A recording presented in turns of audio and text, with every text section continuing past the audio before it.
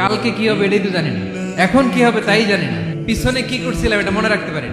আজ থেকে 1 মাস আগে এই বিকেলে আপনি কি করতেছিলেন মনে আছে?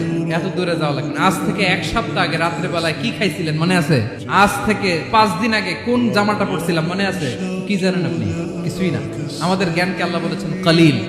এজন্য রব্বুল আলামিন বলেন তোমাদের জ্ঞান হলো কলিল। ওমা উতিতুম মিনাল ইলমি ইল্লা কলিলা।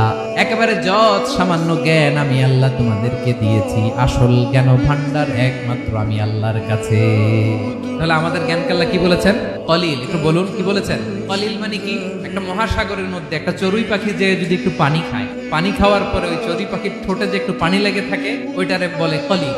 আল্লাহ বলে মহাসাগর থেকে পানি খাওয়ার কারণে চড়ুই পাখির ঠোঁটে যে একটু পানি লেগে আছে, এই পানিটা হচ্ছে তোমরা পৃথিবীতে যারা আছো সবার জ্ঞান। সবাই মিলে এতটুকু জ্ঞান, আর পুরো মহাসাগর